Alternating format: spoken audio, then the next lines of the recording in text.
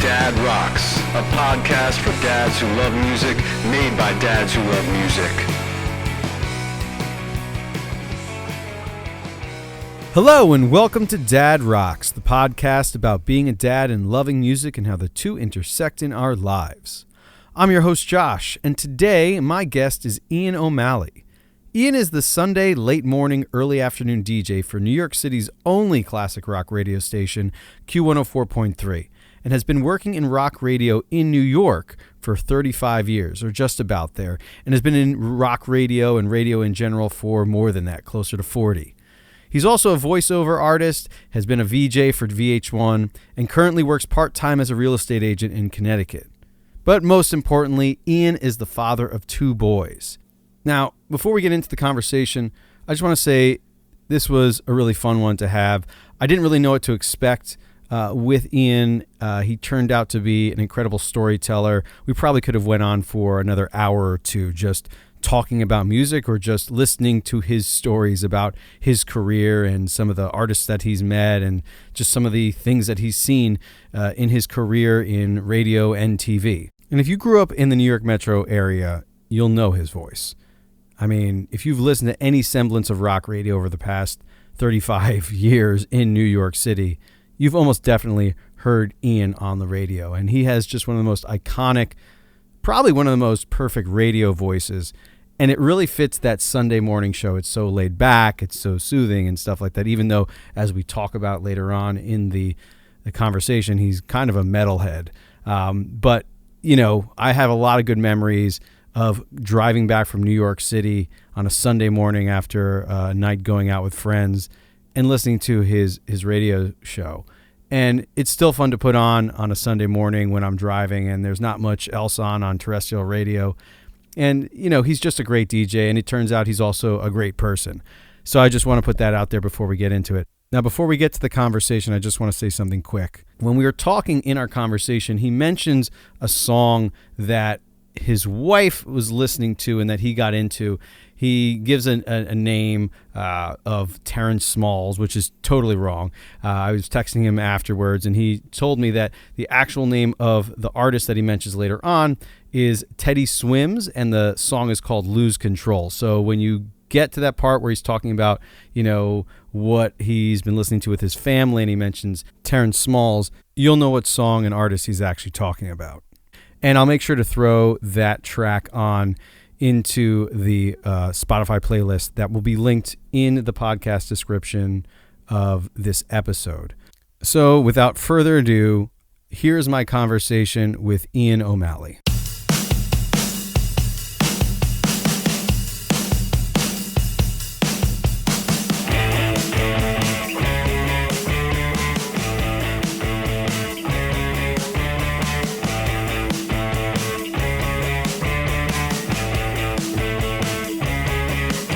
Ian, welcome to Dad Rocks.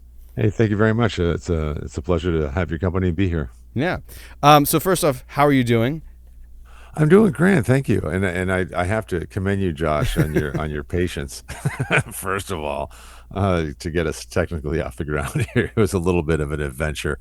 You know, I'm just used to, you know, producers saying, "Okay, we're rolling, play, record," and so just thank you very much. But otherwise, I'm doing just peachy, actually. I just had my 9-year-old's baseball practice earlier, and then we went out and had a very nice dinner at a local Mexican joint, and then I got back here to work with you tonight. So it's all good. Nice. Are you coaching the baseball team, or were you just... No, I'm not, actually. I've done soccer for a number of years, but just spectating this year, you know, which suits me just fine. You know, it's like watching a bunch of puppies run around a baseball field at that age.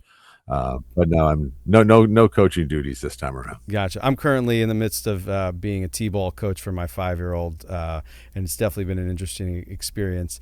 Yeah, went through the same thing. Yeah, I got a 9-year-old and a 12-year-old, so you're preaching to the choir here. So you're a real estate agent right now.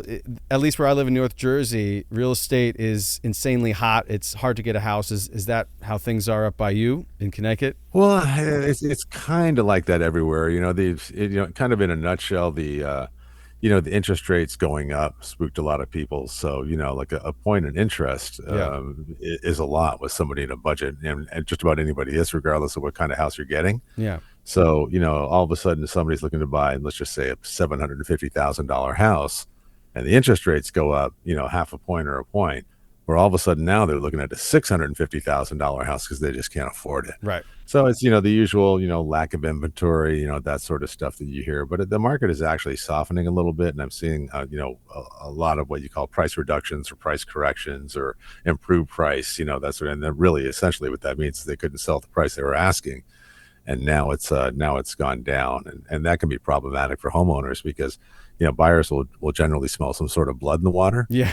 Like, hey, nobody asked that girl to dance, for Yeah. the past month. What's wrong with it? And lots of times there's nothing wrong with it, and lots of times there is. So it's an adventure, let's put it that way. I think I'm just as much therapist as I am real estate agent.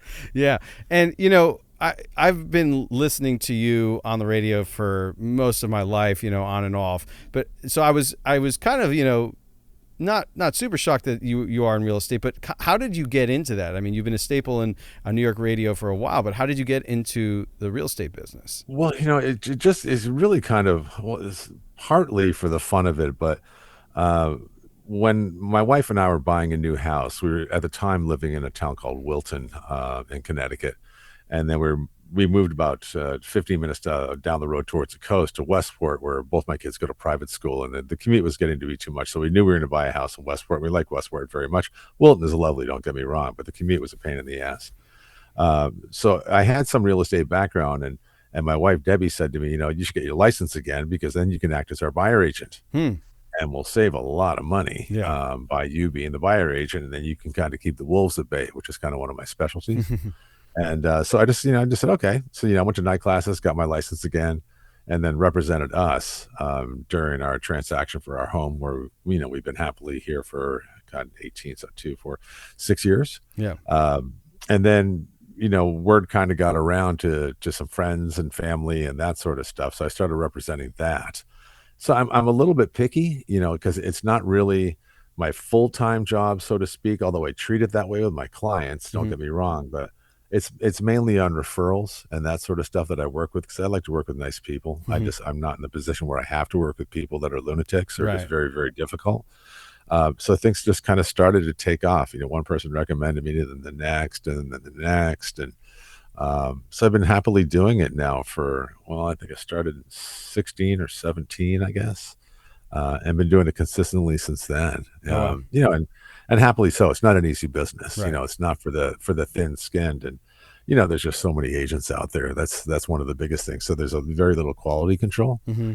You do have good agents out there, but unfortunately, realtors have a reputation that comes already stamped when you say what you do. It's kind of like, with all due respect to personal injury lawyers or used car salesmen, like, oh, you're a real estate agent. Yeah. Oh boy. Right. Right. Right. So, long story short is, I just kind of stuck with it and enjoyed, the aspect of genuinely helping people and also just kind of protecting them, I guess is the first word that comes to mind, just because there's a lot of people out there that are unscrupulous. Yeah. They don't do things the right way.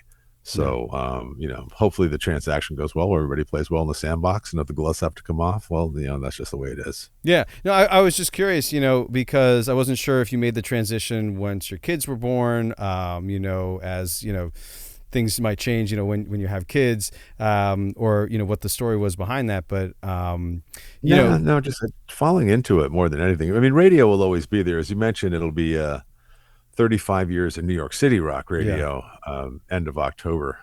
So yeah, it was funny when you said I've been, listening to you as, long as I Yeah. can remember. I remember exactly how you put it.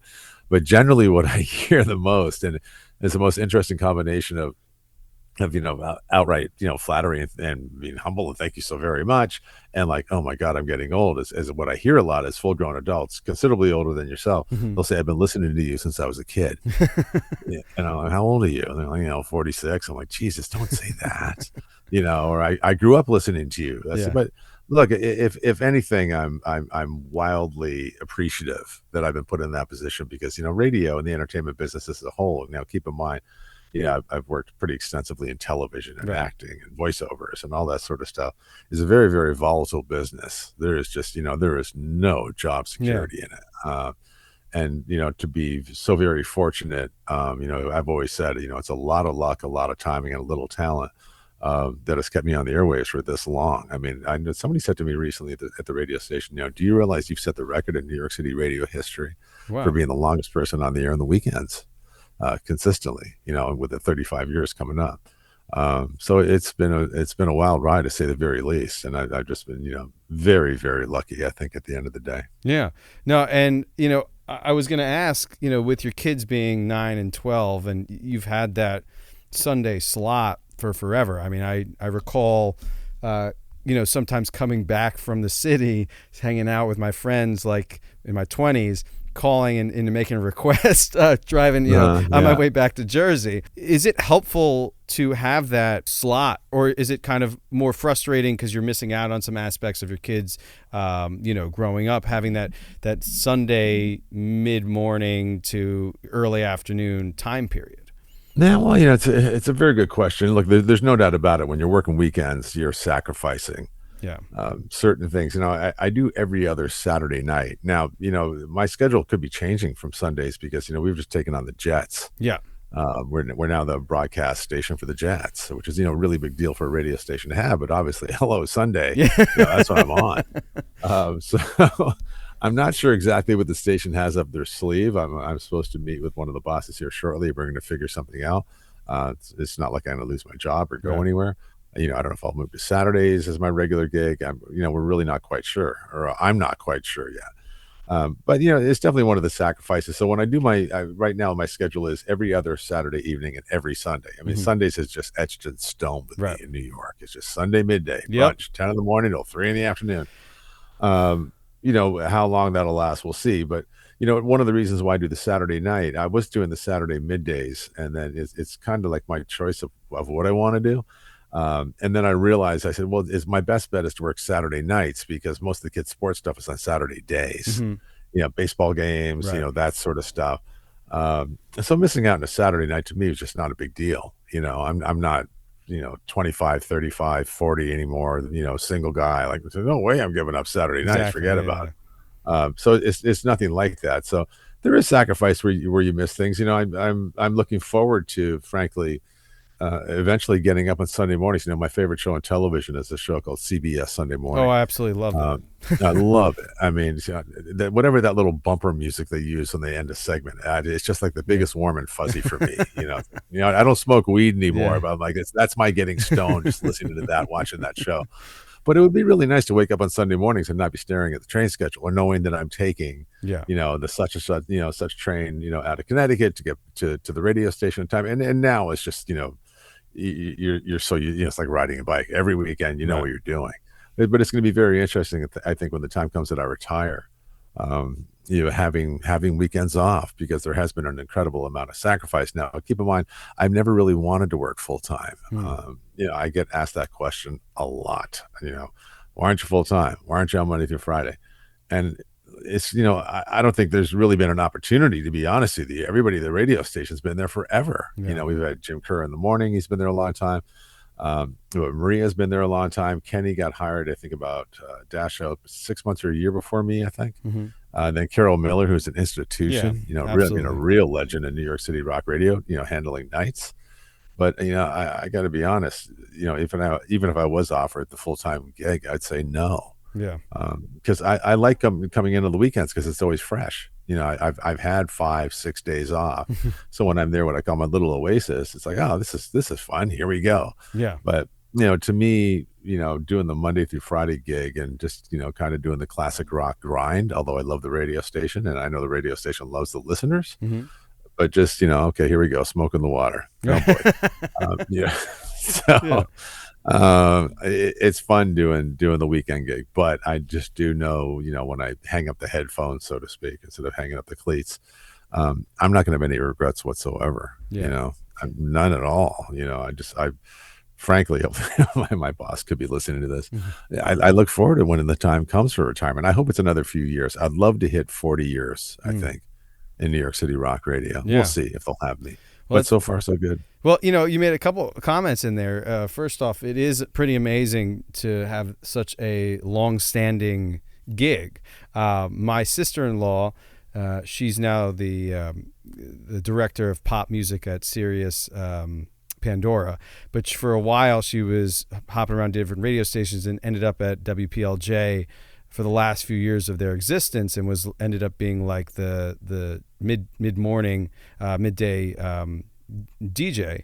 And it's just kind of crazy that staple of radio station in New York just kind of went away, and like then she moved on to something else. And the fact that you've been on the air for so long, is a testament to you. It's a testament to the fact that there's such a great station like Q104.3 in the area. But it is a rarity these days. Oh yeah, I mean that's why I always sprinkle in the word luck, because the moment I don't do that, it's the moment the radio station changes format to Russian polka music or something. But I understand with you, with your sister-in-law. I mean, PLJ was some pretty legendary call letters. Yeah. Especially back in the day when it was a rock station. Right. It was the 800-pound gorilla for a while. When I hit NEW, when I got hired in New York, I mean, I was still a kid. I think I just turned 25.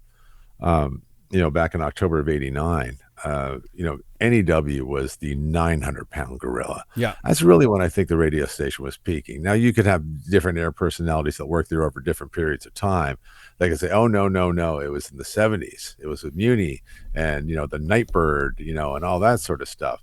But I think for pure power and influence and breaking bands and just general insanity and fun, where you would walk down the hallways and you'd bump into Rod Stewart or Ian Anderson from Jethro Tull because, they just came by to hang out at the radio station. I mean, that was definitely NEW 102.7, but look, all good things come to an end. And with a couple of very poor programmers, one especially that just really ruined the station. It was a shame. It was like, to me, I equated to, the last of NEW, this guy named Gary Wall. I almost want to spit his name when I say it, because it was a shame. It was like, having a dog that's ill or injured and not taking proper care of it when you know that it could be fixed. Yeah. So watching NEW shit the bed was really a shame. And I left NEW, and it wasn't too terribly long after that a fellow by the name of Bob Buckman called me up to come to Q104.3. So my time away was relatively short, and I planned to take a while away. I didn't know if I was even going to go back to radio. I had such a great run at that point. I was still a young guy, 35 years old at that point. And I said, well, who knows? Maybe I just want to go more into the television aspect of things. I've been a VH1 VJ for a pretty long stretch, and done some acting here and there and that sort of thing. But then to be here at Q, it'll be 25 years at Q, I think in January. Yeah. So it's just been one long stretch, and then the other a really long stretch, which really just kind of makes it remarkable. I have people that I just recently answered an email earlier today. Somebody contacted me on Instagram and said, could you help guide me? Do you have any industry connections, like internships, or help guide me because I'm very, very interested in radio and the record industry. And I said, don't do it. I said, look, I'm not trying to deflate your dreams, but if anything, I would get much more involved in the technical side of things or the whatnot, because, record labels and radio, as we know it, is very, very different. From when I started, Ken and I were talking about this. There were so many just monumental changes in the technological aspect of radio from when I started. When I first started radio back in the early 80s, at the station I started on was playing 45s. That'll give you an idea. Yeah. Then we went to, then I went to album rock radio, but then CDs were a very big deal. When, when they got released, we only had 10 or 15 CDs of certain albums. And then of course, it was all CD. And then I went to computers. But now you're getting a lot of what they call voice tracking. So you're getting, a DJ in New York, let's say like me, I don't do voice tracking. Frankly, I don't believe in it because I think it really cannibalizes the radio industry. But I understand why the radio industry likes to do it, because it's much cheaper. So what they could have me doing is live in New York on Q, but then I'm doing middays in Des Moines and evenings in Denver, and blah, blah, blah, blah. And it's voice track. All I'm doing is the breaks, and then they put in the music.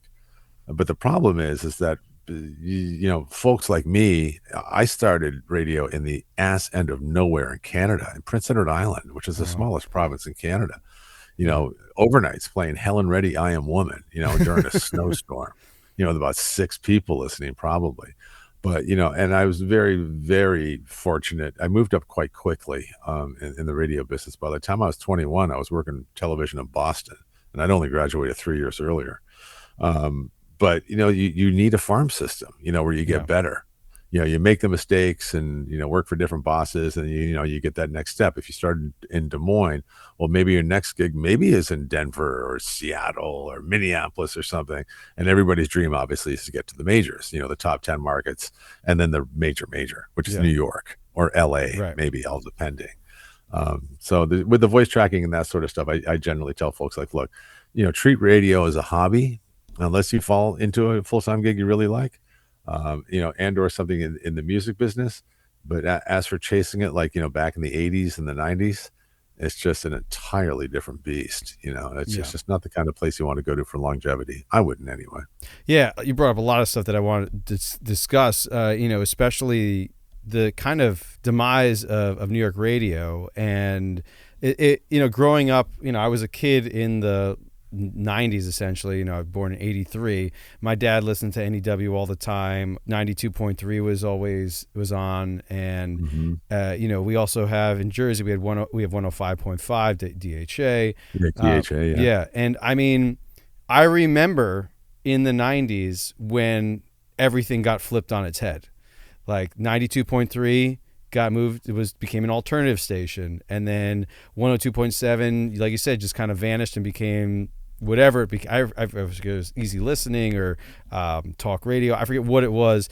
And then they went to like hot talk radio or something, kind of some weird hybrid. And then they were like kind of like a Z100 station for a little while. Right. And I mean, and then you guys popped up and became one of my go-tos, basically 104.3 and 105.5. I didn't really know about FMU at the time, and I didn't know about FUV either. I didn't know about those two. I mean, I kind of knew FMU, but I didn't really listen to it because as a kid it was just too much for me, the freeform stuff.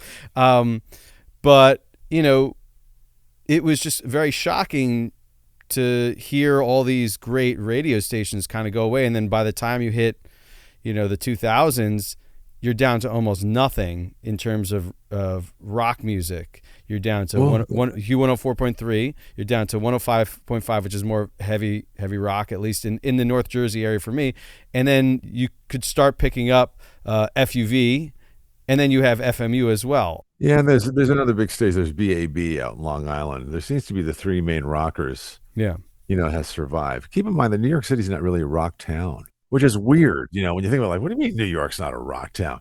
Look, New York is a rock town. I mean, Q's had just some record ratings. We've had the highest ratings in New York City rock radio history the past number of years. So there's a lot of listeners out there. And interestingly enough, Jersey is our stronghold. I mean, we're New York's only classic rock. We're New Jersey's classic rock, man. I mean, we go to Jersey to do public appearances. Yeah, I know. Even the crowds, I'm not here to diss, as they say, New York or anywhere else. Long Island and Jersey just have very, very good rock crowds. It's always fun when you go there, to MC a concert and just to go out and have a good time. I always had no issue with this. Hey, we're sending you out to Jersey to MC this at the PNC Bank Arts Center, and then, or you got to do an appearance here for this, booze company, and blah, blah, blah, blah. I loved it because I thought the people were great. But New York has not been known to, I think the biggest thing that people have to remember the most that, they call it show business or the radio business for a reason. It's a business. Yeah. So the problem is if your ratings go down, there isn't any loyalty in corporate America. You're there to make money, right? And almost like referring back to Russian polka music that I mentioned earlier, I can assure you that if studies showed that for some weird reason, of course I'm just using these as something hypothetical, that Russian polka music was going to get the big ratings and double them, I mean, it would be gone. And there's none of that warm and fuzzy when your corporate parent company is out of state and doesn't have any real history with the radio station. Right. We have a lot of people like in sales and that sort of stuff that are kind of like yourself. They grew up with the radio station. They loved it growing up. So they're thrilled to be part of the radio station. But at the end of the day, you got to pay the rent. Yeah. So that's what happened, I think, with NEW and K Rock for that matter.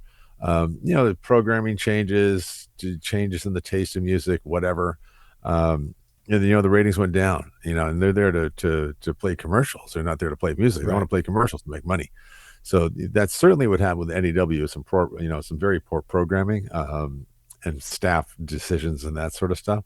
And then I think to a certain extent, 92.3. And I can't remember what happened. I suppose your sister-in-law could probably, is it your sister-in-law? I think you said Yeah, the gal that was at PLJ. She could probably answer that best. But I think did ESPN buy them or something? No, it was some they're a like Christian station now, right? Or country. Yeah, it was a Christian. Yeah, I think they call it K-Love. Yeah. And they're kind of pre-taped and I don't even want to comment on that because people, it's there's okay. no right answer I can give to that.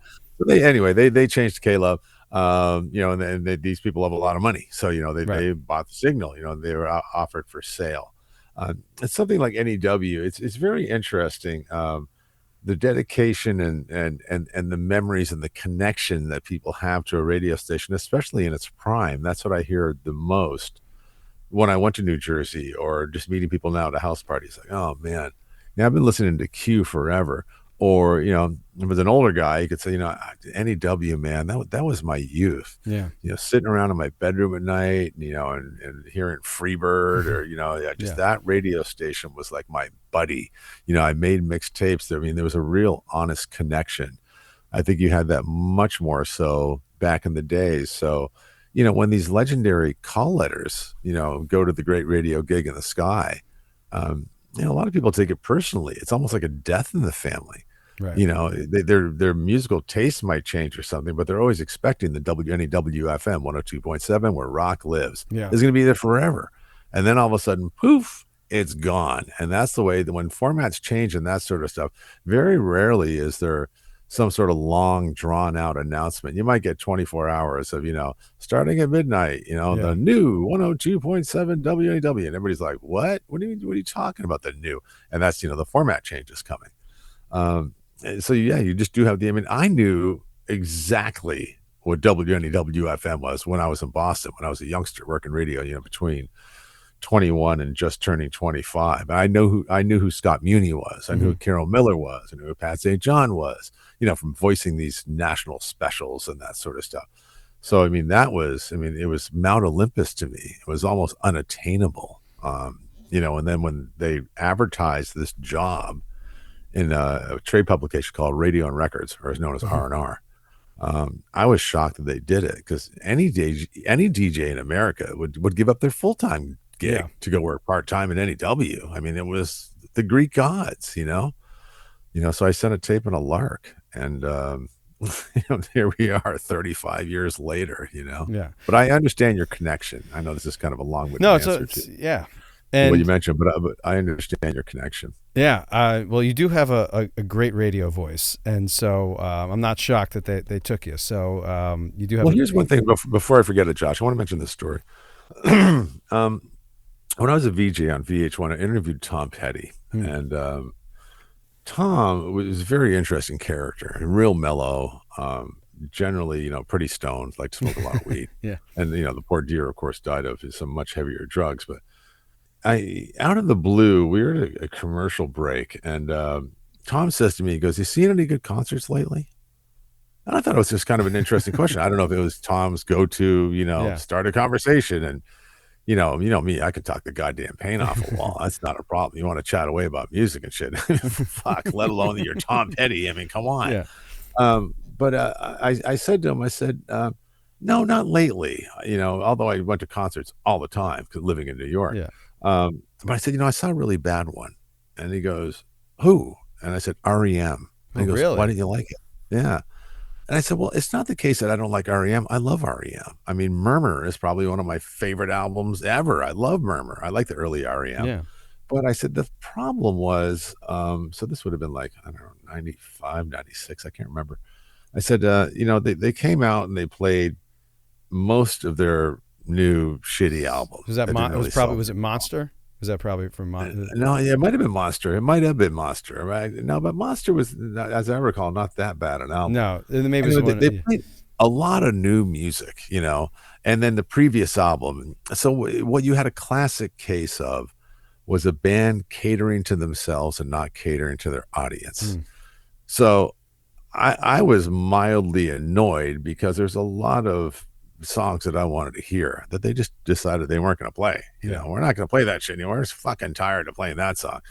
Um, so it didn't hurt me because I got free tickets. Yeah. So I think I left right at the encore to beat the crowd. Yeah, big deal. There's I saw REM again. Now I've seen them when they were great. A few years before that they were dynamite.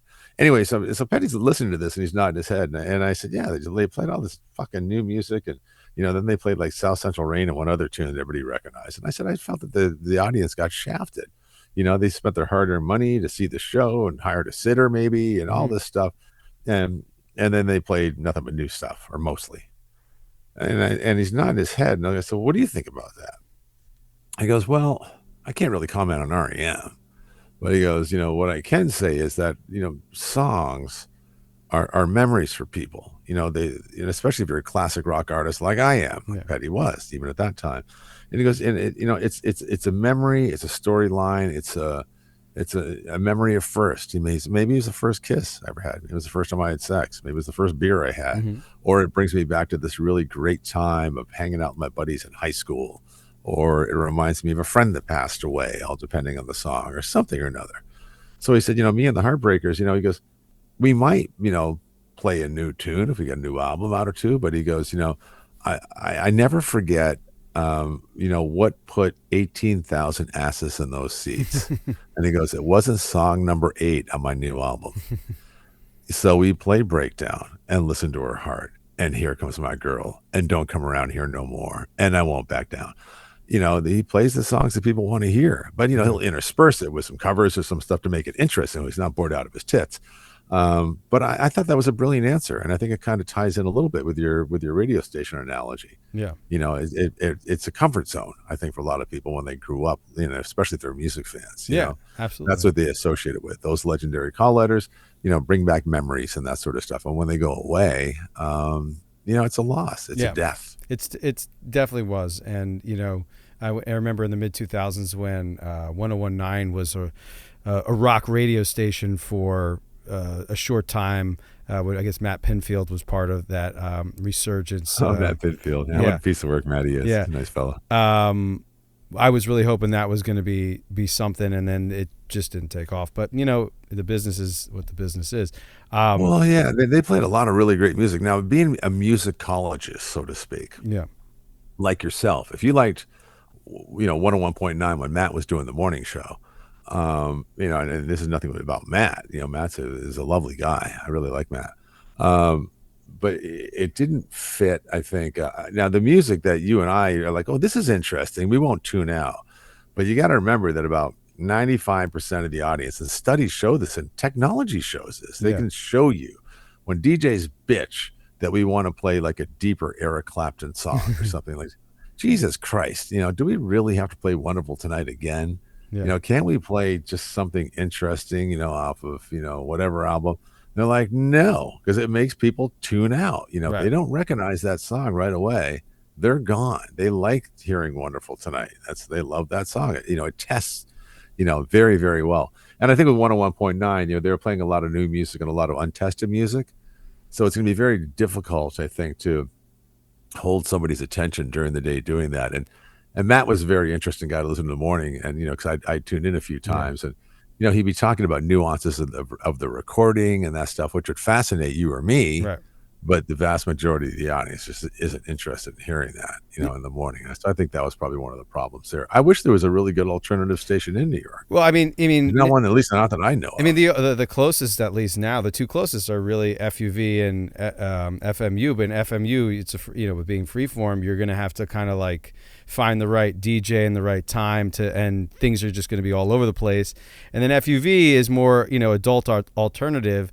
So it's not even usually a harder rock. You'll get like a My Morning Jacket, sometimes.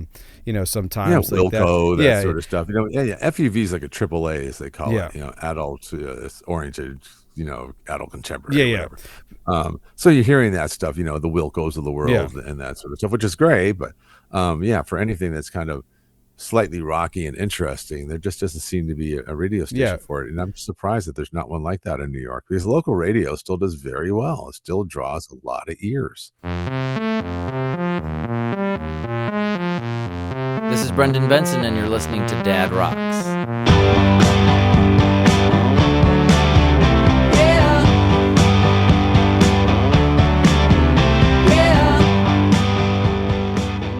You brought up something, and I was going to ask this. Because you have the Sunday morning, which is kind of, not, I guess, people listen.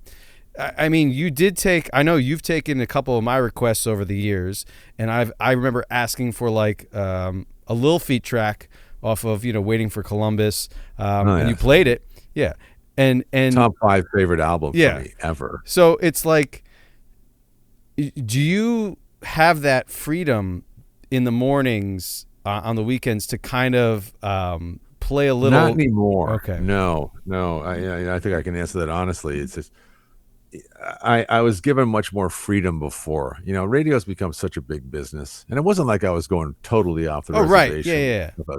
But I was allowed to play a certain amount of requests or stuff that I really liked. So what was happening frequently, until I don't know if it was new corporate management saying, no, everybody's got to stick to the format. And we'll still play some deeper cuts. There's no doubt about it at the radio station. But I really loved it because I was given the okay. I don't even know how I was given the okay to do this.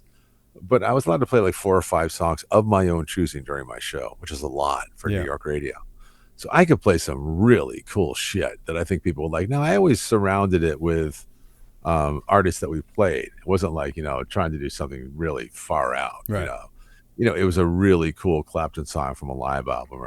I like live music a lot. It could be live Little Feat, it could be live, Dire Straits, but plenty of studio stuff too, or Supertramp. Right? This is such a great song, So what I would get a lot on Monday mornings is my boss emailing me, saying, "Hey, I'm getting emails in the general mailbox.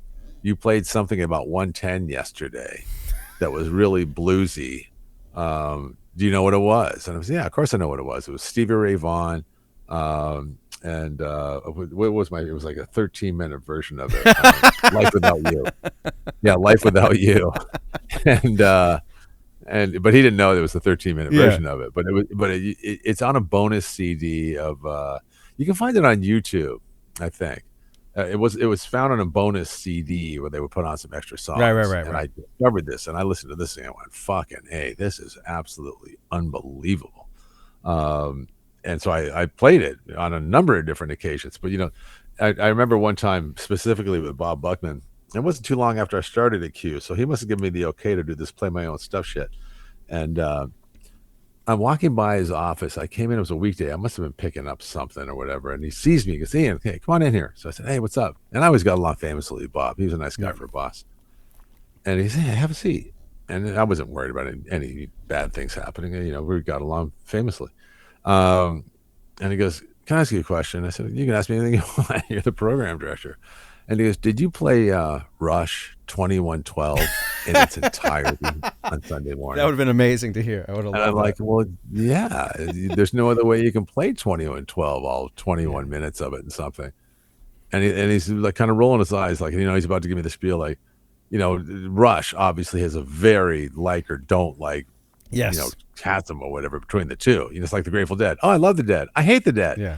And Rush can fall in that category unless it's like Limelight or Tom Sawyer, because even non-Rush fans like those songs. Right.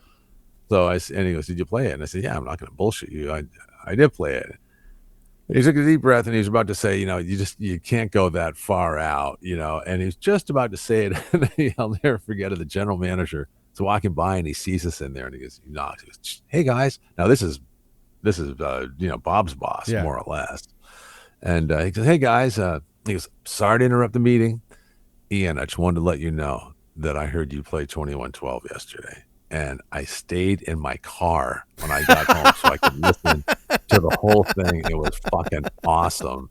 That's and amazing. I remember Bob looking at me going, just get out of here. Just give 2112 a rest and get out of here, please." Oh man. So you miss having that availability. Look, you can still do shout outs and the whatnot. Yeah. That's what makes local radio interesting. People say to me, "What's the biggest difference between Sirius and local radio. Now, I like Sirius. I think Sirius absolutely serves its purpose. I listen to Sirius. They got a great channel called Bluesville. I really like the Kenny Chesney channel a lot because they play a lot of really different cool stuff on it. John Mayer has got a channel on it that it's terrific, that he does little riff in between songs here and there. Really interesting, fun, cool stuff. I still like a lot of heavy metal. But the thing that's different about Sirius, which is primarily pre-recorded, there's some live shows there, but I think the vast majority is pre-recorded stuff. So, you can't really do shout outs or any sort of localization. Whereas, if I stayed at a buddy's place in Jersey on a Saturday night, twisted off, we went out and had a great time at the beach. I opened up the show the next morning and I went, God damn, I am hurting. Mm-hmm. I went to this place called the Parker House in Point Pleasant last night, and holy smokes. I mean, you guys threw down. That's the localization that people identify with. Yeah. Because they were like, oh, I've been to the Parker House. Oh, I got hammered there. Oh, yeah, I know that place. Or, I was out in Coney and I did this, or out in Long Island. I meet somebody that night. I'm a huge fan of the radio station. What are you here for? Oh, my sister's in town. It's her birthday tomorrow. Well, shit, I'll give her a birthday shout out, man. I'll even give you the exact time. So it's here, give me your phone number and we'll email and we'll touch base and we'll give sis a shout out on there, which people love shout outs. So, you can do that. There's that localization and the caring of the community. There's charity projects that you do that Q's very heavily involved doing charity stuff, as a whole, and, different individual DJs, present company included, that stuff near and dear to us. Maria is well known for liking anything pets and dogs. She's a big dog person. So we're very, very involved with the community.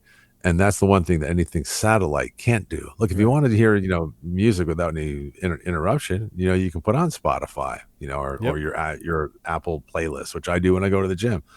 Other times, you just put on the radio, and there's just a lot of, again, comfort. It's your local radio station, and we talk about local stuff. Whereas the big national brands, they can't do that, but they serve their purpose and they do it well. They can't have any of that sort of local connection, at least whatsoever, as far as I can think. Yeah. Now, to get back to your kids, do they think it's cool that their dad's a DJ? Oh, Jesus. When I think about how lucky my kids have it, one of them, the 12-year-old, is an avid guitar player. Oh, okay. Awesome. And he's a good guitar player. He's a good guitar player, and he's a good keyboard player. Yeah, I know every parent, we can get to this. I mean, every parent wants to crow about how great their kid is. Oh, yes. It's the next fucking Eddie Van Halen. Yeah, right. Okay. Next, the next, Juan Soto playing baseball. But he's a very good guitar player. And he's very interested and he likes playing keyboards too. So, I mean, that kid, when I think of the access to stars that he's had, and he realizes that how lucky he is. One of my favorite things to say to my children is, we're fortunate enough to live in quite a nice home in a nice area of Connecticut, and the kids go to a great school, and there's always food on the table, and they get to do some fun things on vacation. Ever since they were about 3 or 4 years old, I say to either one of my boys, it can be at any given time. They could be running on a breakaway in a soccer game, which I did once. And I say, what's our favorite word? And they were required to look at me and go, fortunate. And it could be anywhere, breakfast, just walking down the street, in the shopping mall. What's your favorite word? Fortunate. Thanks. And I'll just keep going, just to, to remind them of that. But when I think of Beckett is the 12-year-old, Brooks is the 9-year-old. When I think of Beckett, here's a really good, for instance, this just happened recently, 2 weeks ago, I think. Journey came to town with Toto. Okay. And it was their last night of a 3-year tour together. They were on the road for 3 years, these guys. Oh, wow. On and off for holidays and that sort of stuff, obviously. But they ended the show in Bridgeport, Connecticut, which is 15, 20 minutes of the road for me, where I live. Beckett loves Journey, like most kids that are, growing up around, classic rock. Right. I'm sure other kids are like, I like Taylor and all that shit, of course. But he's a rock guy. And so he loves Journey, and then he really likes Toto. Interesting. Which I think is cool because I've always loved Toto, outside of Africa, obviously, and Rosanna, which has got one of the greatest drum beats of all time. But there's a lot of really cool Toto albums I think that people don't know about, but I've always liked Toto. And Steve Lukather is the lead guitar player for this band. Now, Steve has been on more hits than anyone could even dream. Oh my God, He played Lukather played that's his with thing? Michael Jackson a lot, right? Didn't he do a lot? The most famous is "Beat It." Yeah. That's his riff. That he played on that, and a number of other very very well known songs. But Lukather is kind of a guitarist. Right. I never met the guy. He's probably one of the few I haven't met. But I always really appreciated the guy's work because I was a Toto fan. So Beckett, anyways, is really on my case about getting tickets to the show. I said, okay, fine, I'll get his tickets to the show. He goes, I really would love to meet Steve Lukather, from Toto. I'm like, all right, hold on. So I didn't know Luke, as he's called, but a good buddy of mine has been the drummer in Steely Dan forever, a guy named Keith Carlock.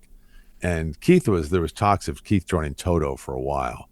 So I knew he was friends with him. So I called up Carlock, who was actually on tour in Belgium at the time. I said, look, Beckett's dying, and he knows Beckett. And I said, Beckett's dying to go to Toto and Journey. Can you sort us out backstage so he can meet Lukather? And then Keith's like, yeah, hold on a second. Just, I'll call you back in a few minutes. And it's like 4 minutes later, he calls me back. Yeah, you're locked and loaded. He actually texted me. I'm sorry, he didn't call me. And he goes, yeah, here's Luke's text. We'll call after 5 o'clock, right after the show. You'll be well taken care of, so on and so forth. So anyway, next thing we know, we're backstage. And, and Beckett is there talking guitar with Steve Lukather, about how important it is to do scales and that sort of stuff on the guitar. And I'm sitting there watching this going, this fucking kid is so lucky. This kid is backstage of the Foo Fighters in Cincinnati, sitting on Taylor's drum kit. Oh, wow. Standing in front of the crowd waving, and there's already 5,000 or 6,000 people in there, and meeting the band and holding Dave's guitar, the famous blue guitar. Yeah. I've been longtime friends with Phil Collin, who is the lead guitar player in Def Leppard. He's the guy that always wears no shirt. He doesn't have his shirt on ever. He's always in such good shape. I was at his house, and he lives in Southern California, in Orange County. So he's like, I said, I'm gonna be out, visiting the family out there. It's where my wife's from. I said, you got to come over to the house, mate. Let's hang. I said, yeah, okay, we'll come up. I said, I'm probably gonna bring Beckett. He's just getting into guitar at that point. So, I still have the video of, Beckett sitting right next to Phil, and Phil just jamming away in his guitar, and Beckett's just sitting there going, nodding his head and that shit. I mean, that's only a smattering of the stories that this kid has been exposed to. So, again, what's our favorite word? Fortunate. So for them, they're used to, we were talking about it the other night. How many shows he been doing? Now this kid is 12. Now keep that in mind. Yeah. Debbie, he hadn't seen Billy Joel yet. And I took Brooks, the youngest, to our summer place right outside of Mystic, Connecticut. So Debbie took him to see Billy Joel because he hadn't seen Billy Joel. But he has seen, this is just off the top of my head, Elton John, Fleetwood Mac, McCartney 2 or 3 times, Foo Fighters at least probably 3 or 4 times, Pink, Eric Clapton, literally like every major act or major show, this kid has gone to him. Debbie's taken Brooks down to see Taylor Swift. Mm-hmm. You want to talk about a tough ticket. Jesus Christ. You gotta sell your soul to Satan to get those things. So she's taking him to that. This summer, Beckett and I will obviously be at Journey and Def Leppard. See Uncle Phil. He's playing down at Citi Field. I'd like to introduce him to Steve Miller, because that to me is a real legend. I mean? I love Journey and I love Leppard for obvious reasons. It's just, this kid's going to have this cavalcade of pictures, because obviously these people are going to pass away, like we all do. These are all very, very famous people, and they're all going to go away. And he's going to be able to say, yeah, Elton John, that guy, here's my ticket stubber, here's my picture with him. And just one after another after another. And it's because, Daddy was a radio DJ. Yeah. It's awesome that you're able to, connect with your kids on such a, on that level. And it's great fun. We have all the typical stuff, we've got baseball practice and this, that, and the other thing, after school clubs, when you're a parent, especially kids that age, all you really are is a professional taxi service. I just talked to my wife, who, runs the schedule like a military operation. It was like today. All right, what do I got to do? And I get home, I had a very busy day, some real estate stuff going on, and just a shitload of other things. And what's going on? All right, Brooks has his guitar lesson, at 5. And Beckett has this in the same place at 5:30. This is back in Wilton where I used to live, 15 minutes away. So I'll tell you what, I'm gonna bring Brooks, and you come there with Beckett to drop him off at 5:30. You pick up Brooks, go to baseball practice afterwards, and don't forget I promised the kids tacos. I said, okay, you don't forget it. I got to interview with this Josh guy tonight, so I got to make sure I get back at a decent hour. So, Debbie has all this sort of stuff, written down like most wives do. Yeah. It is a military operation. At 5:23, the sun will be setting perfectly. So that's a great time to go with the kids to the beach. And then at 5:46, we'll go get ice cream at Carvel. So you just find yourself living and dying by Right. this schedule. Any of your own wants and needs. No, it's fucking gone. forget about it. I've had no time to do anything. Like, I've been playing drums for 30 plus years, and I barely have time to sit down and play. Like, my band doesn't practice very much, and it's just because of life. You got no time. You got no free time. It's It comes in just spurts. Yeah. I find, like reading. I love reading. And I just never seem to have the time. The kids run around at night or watching the game or doing something or another. Right. I'm trying to catch up with stuff I missed, and I'll put the kids to bed, and I'm like, awesome. The new Stephen King book got released today. Which I'm very excited to read. Or World War II history, which I'm fascinated with. I mean, fucking anything. Yeah. And I'm like, great. And I sit down and I devour part of this book, and I get through about 3 pages. I'm there on the couch with my, falling asleep with my mouth open, which just I know makes my wife wildly, aroused. It's that. But look, that's parenthood, man. Yeah. I tell people that are considering having kids that are youngsters. I say, you want to have kids? Yeah. Have you ever had a dog? No. Get a puppy and then get back to me. Try that first. Yeah. Because the kid game is an entirely different league of any sort of selfishness gets completely thrown out the window, or at least the Absolutely. vast majority of it. Because if you're a proper parent, I'm not trying to sound judgmental here. I think any parent would agree, or any dad. If you're not sacrificing, if the shit that you really like to do isn't diminished to an extent, and I'm not talking about being a martyr or a masochist Right. here, but just look, you have these responsibilities. If you can still do everything you want to do, if your golf game's not affected, you're doing this, and you're hanging out and having a couple of beers with the boys here and there, or making Wednesday night card night, and you're not missing something, you're not dedicated enough, as far Yeah. as I'm concerned.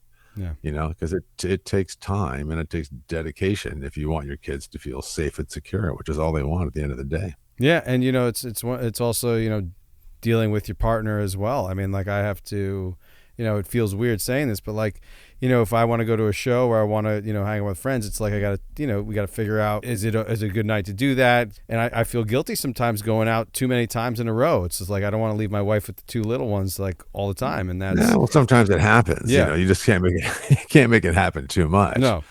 But look, as long as you're respectful about things, and I think you show your appreciation, and say, like it's realizing stuff. Saying, look, honey, I realize that, this is the 3rd time in 2 weeks, but how was I expecting that, Little Feat, the Police, and Eric Clapton were all going to come to town in this 2-week period, and my best friend offered me a free ticket to each one. Yeah. As long as they feel appreciated and recognized, Yeah. and that sort of stuff, and then hopefully their opportunity to be come around and say, look, I'm sorry.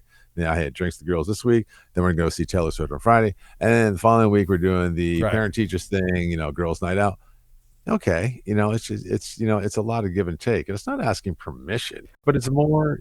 Hey, is this cool? Is this all right? I am recognizing. I'm Yeah. asking a lot of you. My wife she's actually very funny about shit because, look, I'm Irish. I'm a radio DJ. So I'm a tendency to be a bit of a storyteller. So when I really want something, I fall into this habit, where I wouldn't necessarily say I'm selling it, but I try and, give the ingredients that are in this soup of something I want to do. So it'll be like, hey, honey, I haven't seen Mark in a couple of years now, and Brent Jensen probably, and that might be a year or 2 as well. And the weather down in South Carolina this time, and then she says, "Shut up, stop right there. What do you want to do? Do you want to go on a golf trip?" Yeah, like 3 or 4 days. Then just say, "Hey, I'd really like to go on a golf trip." and then give me the dates. And as long as it's nothing life changing for the kids, the kids' graduation or just something that they would be brokenhearted if I wasn't in the audience for, I don't care. Go have fun. I'm fine with that. Yeah. But just don't let it fuck up any of the family stuff. Right. So she likes to cut right to the chase. And I think a lot of wives would probably appreciate that more instead of going into the whole soliloquy about, oh, geez, wouldn't this be great? Instead of just saying, okay, look, I don't have time. That's what Debbie says. I don't got time to hear your sob story about why you want to go on the Selfish Day golf trip, May 22nd through 24th, Myrtle Beach. Check the calendar. It's all clear. All right. That's that. I'm cool with that. Off you go.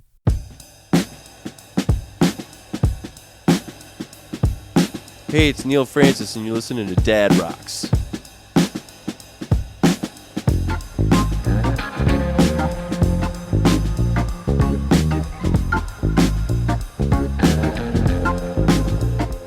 One question I want to ask regarding, because you have, kids who are preteens, one preteen, one, getting to that age. Are they listening to, obviously you mentioned Taylor Swift, but are they listening to any music that is intriguing to you that's new? And are they kind of, introducing you to artists and bands that you may not have, heard before? I mean, here and there, I still think it's a little bit more me turning them on to stuff. Especially, Beckett's a big Beatles fan. So it was, seeing McCartney and all that stuff. So I wouldn't say really a whole ton. We might pick something up new off of a Sirius channel, might be a hits channel or something, or my wife's a little bit hipper to that stuff than I am. I'm trying to remember the name. Something's Terrence Smalls or somebody Smalls, I thought. And the song, I think, was like Losing Control or Losing You, or very, very kind of old school R&B soul sound. That's a quite a big hit right now. Very simple song, but beautiful and awesome. And I love hearing new music like that still carries a little weight, because, certainly in my age, and anybody obviously that grew up in the 60s as well will say, oh shit, I had the 60s. I had the Beatles, come to America. And I had all those great, late 60s years, Zeppelin debuting, and a lot of really great albums. And then the 70s people will say, well, holy shit, no way, you can't compete with a lot of the stuff that came out in the 70s. I mean, some of the greatest albums of all time came out in the 70s. And then, you have the people with the 80s going, well, let me just give you a few titles. Born in the USA, Thriller, 1984, blah, blah, blah, Synchronicity. Okay, maybe the 80s, but, so we've been very, very blessed, at least I have, I think, to grow up in these decades of just really amazing music. Yeah. I just, maybe it's because I'm, becoming an old fuddy-duddy now. I started late in the game having kids. I'm going to be 60 in July. I'm just not hearing a whole ton of stuff that really smells like longevity to me. I hear a lot of disposable pop, talented disposable pop, but I'm not quite sure if they're going to be playing Dua Lipa 25 years from now, pop radio, unless, hey, here's one from back in the day. And it's no disrespect whatsoever. She's obviously a very talented young woman. Taylor Swift is something that is an entirely different ballgame. I mean, she's just a force. Right. It's unbelievable. And I think she's immensely talented, and she's a lovely human being. I've had the chance to meet her. So I think there's longevity there, but not what I'm hearing a lot of in this day and age. Makes me go, that's going to stick around. Then you've had some of the more commercially successful bands, Kings of Leon and the world and that sort of stuff. There's a band called Manchester Orchestra. That I think is really cool, that I like a lot. But some of the other bands, that people really love, I don't get. Radiohead is probably a prime example. I'm like, oh, believe me, I don't get what the big deal is about these guys. I've had conversations with people a lot, and it took me a long time to kind of like digest them, because when I was in my 20s, I was kind of like, I didn't understand why they were getting 5-star reviews, and it just didn't hit me. But when you kind of, at least with that band, you got to kind of sit down and like focus and like really hear what's going on. And the more you listen to, at least in my mind, some of their bigger albums kind of, it'll.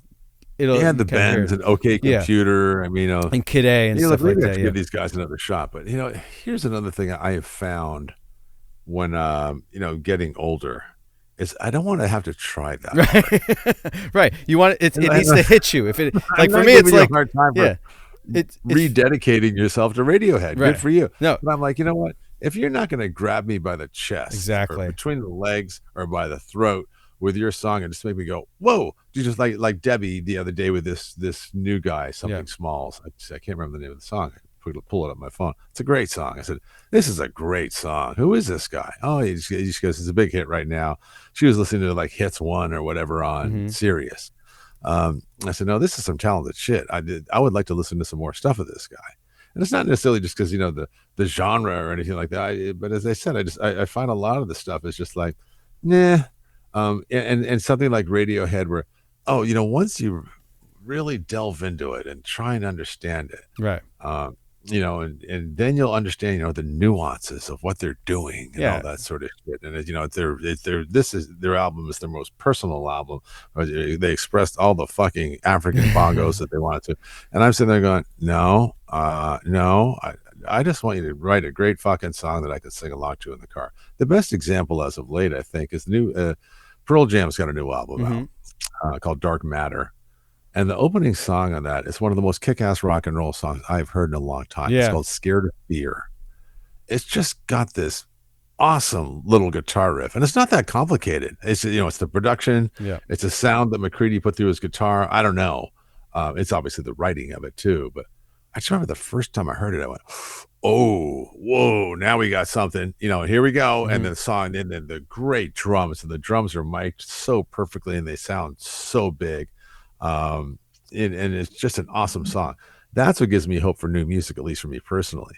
And that's why I think a lot of people shy away from newer music, especially the older folks. I mean, obviously you're not going to get your grandmother, with all due respect, to listen to Metallica, but if you're open to it, there's some really great stuff to be found out there. I just don't want to try too hard to find it. Well, that's gonna that leads me to the last question I ask every guest, which is, what have you been listening to lately?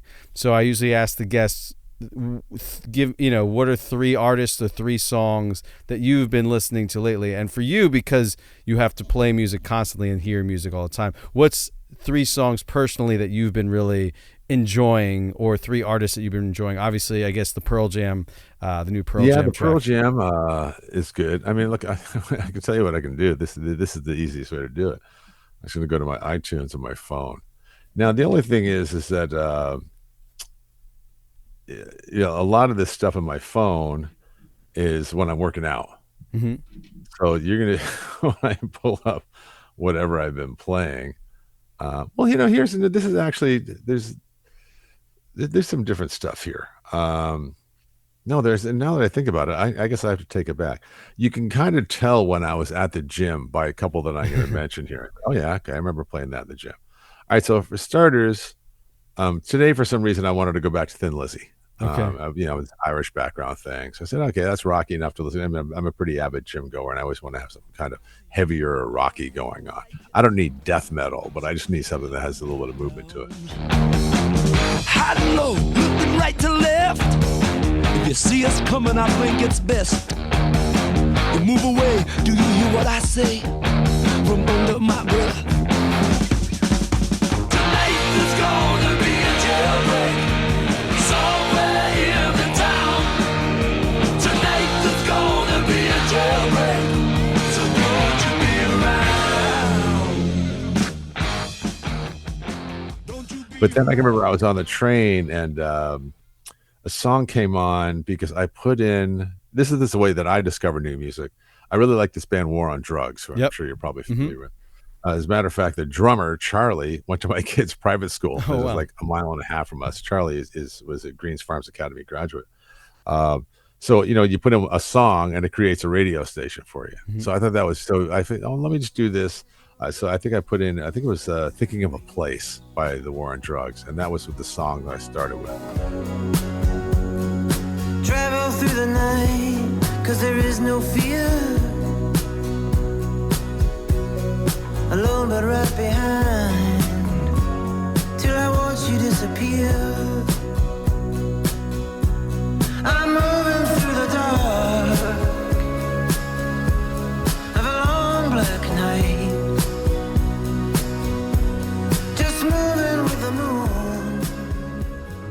they probably, if it was any war on drugs, they probably would have just done the same station anyway.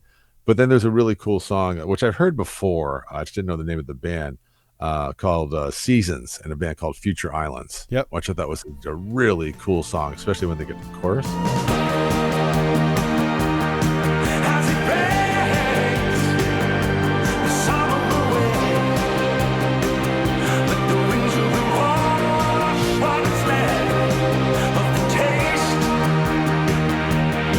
As it breaks the summer warm, let the winter crave what is gone, crave what is on. Then obviously it was time to go to the gym.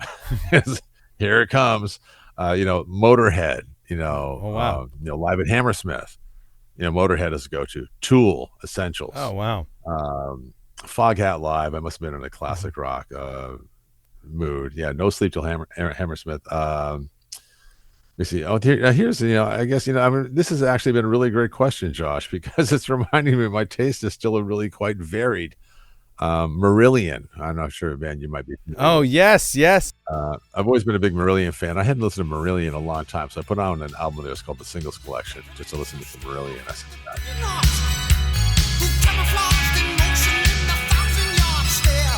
Who dodging arches from the family tree? Who hypnotized the guilty career rhythm trance? Assassin,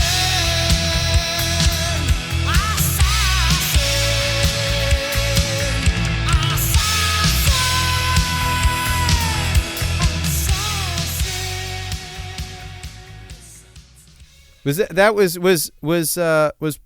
Portnoy in? No, he wasn't in that band, right? Marillion, he wasn't in. No. I knew that it's in that vein of Dream Theater, though, right? They're in that like yes, Dream yeah, Theater. Portnoy, yeah, the drummer. Oh no, but I mean Marillion. Yeah, I'm saying Marillion though is like in that proggy Dream Theater. Oh yeah, definitely. Great drumming, all sorts of whacked out beats. I mean, Tool. I mean, Danny Carey. I mean, he's just. I saw them at MSG back in whenever they played back in the. Oh winter yeah, time. I haven't seen. I saw Tool out at was it UBS or no? What's the Brooklyn one? Not the UBS. Barclays. Barclays. Yeah, some of the Barclays, they were great. Yeah. It was strange though. It's just Maynard's just such a freak. They have to like kind of down the whole time and don't use your camera. They get thrown out. All sorts of weird shit. So I mean that's really what I'm seeing. So I'm kind of bouncing all over the place. When I'm in the car, I'm listening to classical music or blues. Anything chilled out. I listen to a lot of different stuff. That's great. Really. It's that's refreshing to hear because it's like you said, you're kind of at a classic rock station, though now classic rock encompasses such a wide range of music, but you're kind of you got to play the same stuff because people are comfortable with it. Well, it's got to be 20 years old to be classic rock, which is it's weird, because we play Green Day quite a bit. And people love Green Day. Green Day's, look, if you don't like Green Day, it's like, come on, you can bop your head to Green Day, all that kind of fun, punky guitar sort of stuff. And I think he's very talented. I think American Idiot is an excellent album. I forget, I'm spacing out 20th century something or another. I'm just spacing it out.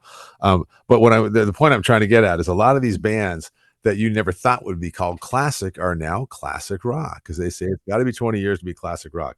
But this is much longer. I mean, 10 came out by Pearl Jam, 92, I think, 93? 91. It was 91. Yeah, I mean, a long time ago. Yeah. It's just a very quick story here because I know we got to wrap things up, but I'm thinking about that era. And at the time, I was doing a show called Metal Shop. And Metal Shop is, the only show with teeth, and it was, 3 hours of the hard rock and heavy metal to blow out your eardrums. Eddie Trunk does something quite similar on Friday night. Also Friday Night Rocks. But, when I was doing Metal Shop, it's going to sound self-congratulatory, but it was king shit when it came to hard rock and heavy metal. It was broadcasted out at NEW in New York. I mean, every major heavy metal artist wanted to be on the show. And, I grew up listening to heavy metal. And it wasn't all that long before, that I was a high school kid. It was only about 7 years before, all these guys' posters are on my wall. And at the time, the record label guy comes in, and I think he has got the new White Snake single. And I'm just telling the story how quickly things can change. He's got the new White Snake single, and he's like, hey, you're going to debut, you're going to world premiere the new White Snake. It's a great song. I can't remember what the song was. I said, oh, okay, great. And because I brought another couple of CDs in here for you just to listen to when you get a chance. And I said, looked at one. I said, okay. I said, who are these guys? They're called Nirvana. I just brought it. They're, we're going to start pushing that in about a month. I just figured I might as well give you the CD single just to have it. But we're not even putting any strength in our promotion behind that band for another month. Here's the new Whitesnake. That's really going to blow your mind. Okay. So I said, well, let me just check out this Nirvana. And it wasn't even the iconic album cover. It was, some goofy thing with crosses for eyes and shit. I said, let me just listen to it. So I played it at what they call on cue, which is off the air. Metal Shop was done live. So I'm listening to this, and let me just check out these Nirvana guys for a second. Don't worry, I'll play your fucking Whitesnake. Just relax. Boom, and I press play, and I hear that guitar, and I'm like, all right. And my attention span is that of a gnat. I'm literally putting my finger to stop it, and the drums come in, and I immediately get a goddamn mohawk in the studio. It is so loud, and it's so fucking different. And I went, what is this? So I immediately put it on the air, and I had to play it, I think, 2 or 3 more times. But what I didn't realize is I was blowing up my show because Metal Shop at the time, the hair metal bands were still really prevalent. This is early 90s. Yeah. Rat, Motley Crue to an extent, Bon Jovi to an extent. I didn't play much Bon Jovi. But, the Rats, the Poisons, all that sort of stuff. And then literally overnight, it just was not cool, to be a hair metal band. So, like 80% of my artists just kind of had to disappear. And then all of a sudden you started hearing Pearl Jam, Soundgarden, Mudhoney, all these different bands. So it just goes to show how quickly shit can happen. And then it's all over by the crime. Well, Ian, thank you so much for coming out to Dad Rocks. This was an absolute pleasure. Again, you've been a voice that I've heard for most of my life on the radio, and it's a pleasure to, meet you virtually and talk to you. This is great. Well, it's been great fun, and I'll have to talk to my couple of buddies, here and there that are in the music industry. We'll see if you can get you a guest or two. That'd be fantastic. Would love that. Fun to chat away. I wish you best of luck in the podcast. I really enjoyed myself tonight, and thank you for reaching out, and thanks to everybody out there in podcast land that's taken time to listen to Dad Rocks and hopefully enjoyed it. I had a great time. Thanks, man. Have a great night. You too.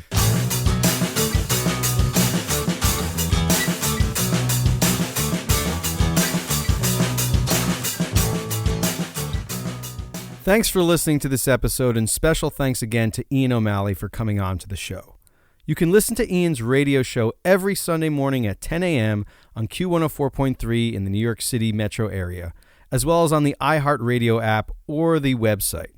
You can follow Ian on Instagram at Ian_O'Malley_realtor_radio guy. If you enjoyed what you heard, I would love for you to subscribe to the show and would really appreciate it if you left an honest review on whatever podcast service or app you are listening to this show on.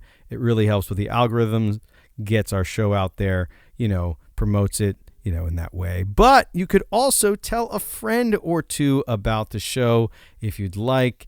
That also helps promote the show and gets the name out and have more listeners, hopefully. If you'd like to follow us on social media and you're not doing so already, we're on Instagram, Threads, X, Twitter, whatever you want to call it, all at Dad Rocks Pod. I try to post as much as possible. I don't have a lot of time, but we're on there and you can follow us. We're also on Facebook. Just search up Dad Rocks Podcast and you'll find the page. If you have any questions, comments, or any show ideas, or just want to say hello, you can send an email to dadrockspod@gmail.com. If you want to check out the music you've heard on this episode in full, plus that one extra track by Teddy Swims, there is a Spotify playlist which should be linked in the podcast description, so go check that out. Once again, thanks for listening today, and remember, dads, you rock.